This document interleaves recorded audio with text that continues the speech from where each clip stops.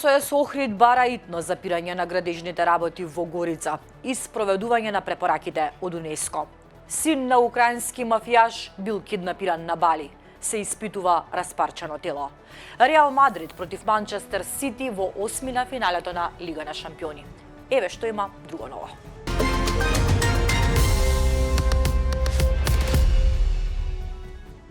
Слободен печат по трагите на серискиот убиец од Кумановско. Мештаните се прашуваат, можел ли сам да го смисли планот или имал учител? Тој ми беше аргат, сима мајка и татко и немам ништо со него, ни рече очувот на осомничениот за серија убиства во Кумановско, сопирајќи го нашиот редакциски автомобил на селскиот пат за да не прекори што сме дошле, но потоа бегајќи од камерата. Качан на трактор напладне, тој беше зафатен со многу работа околу нивите. И како што рече, за осомничениот 25-годишник Трајко Б, кому му бил очув, не знае ништо. Не одговори на нашето прашање. Како во дворот од семејната куќа, одеднаш почнале да се појавуваат скапи предмети, мотор, култиватор и од каде потекнувале тие предмети.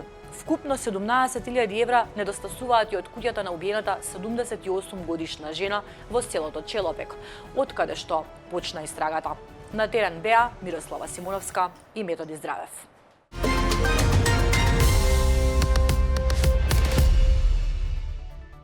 Кој ги уби нашите деца? Праша Игор Џамбазов. Македонската шоу-бизнес легенда, синоќа на 29-тото издание на Златна бубамара на популарноста. На емотивен начин ја допре публиката, оддавајќи им почит на младите луѓе кои загинаа во пожарот во Кочани. Тој ја рецитираше поемата Крвава бајка од српската поетеса Десанка Максимовиќ во оригинална форма. Стиховите се напишани за масакрот во Крагуевац во Втората светска војна, кога нацистите стрелале илјадници ученици и жители на српскиот град.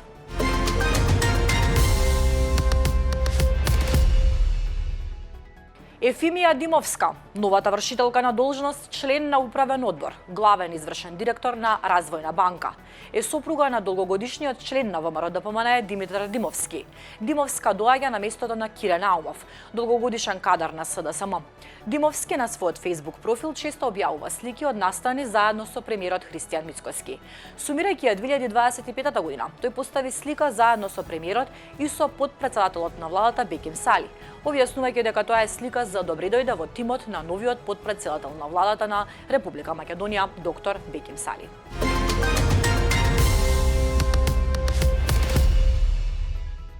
Агенцијата за храна и ветеринарство најостро реагира на изјавата на градоначалникот на општина Крива Паланка Сашко Митовски, дека локалната самоуправа нема никаква законска надлежност да постапува во справувањето со проблемот со говедата кои лутаат низ градот Крива Паланка и нанесуваат штета и на земјоделските посади и во околните села.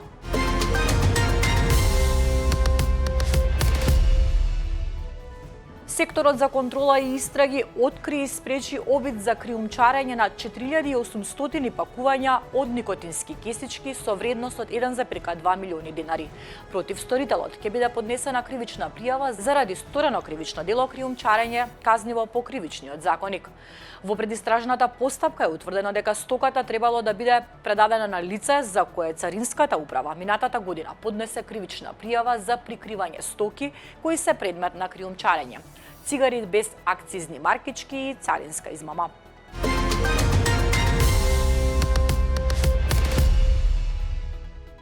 Полицијата вчера уапсила лихварка од Струмица, која за заем од 2700 евра барала да и се вратат 15.000 евра, соопшти Министерството за внатрешни работи.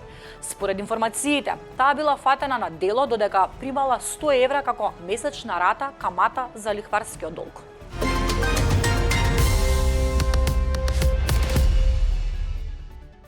Судот во Страсбург донесе одлука во корист на затвореник кој бил тепан во Идризово. Македонското здружение на млади правници и Хелсиншкиот комитет за човекови права информираат дека Европскиот суд за човекови права вчера донесе одлука по пат на унилатерална декларација во предметот Фитим Муслиу против Северна Македонија, поднесена на 30 август 2022 година.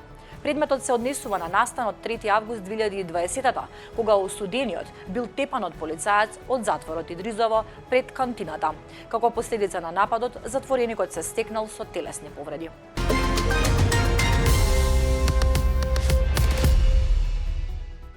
Европскиот центар за слобода на печатот и медиумите издаде 2 предупредувања за вербални напади од српскиот претседател Александар Вучик и претседателката на собранието Ана Брнабик врз телевизиите N1 и Нова.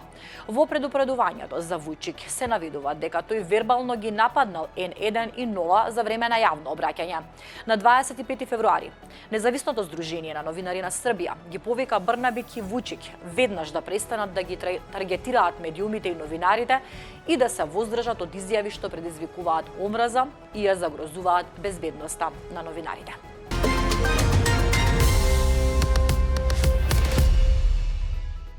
Москва најавува локално примирие околу нуклеарната централа за Порожје. Станува збор за најголемата европска нуклеарна централа која се наоѓа на југоистокот од Украина, а која руските сили ја контролираат кратко по почетокот на војната во 2022 година.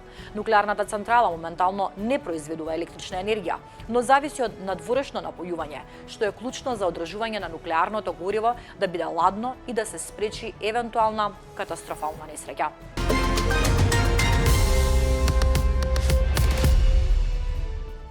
Граѓаните да внимаваат на матка. Постои опасност од одрон на камења. Општината ги предупредува жителите, локалните и странските туристи, како и сите здруженија кои планираат активности во оваа област, дека врз основа на одлуката на Дирекцијата за заштита и спасување од 19 овој месец треба да внимаваат при движење во патеката во матка поради ризик од одрон на камења. Погледнавте вести, ви благодарам на вниманието и на довербата. Продолжете да се информирате преку slobodnpečat.mk.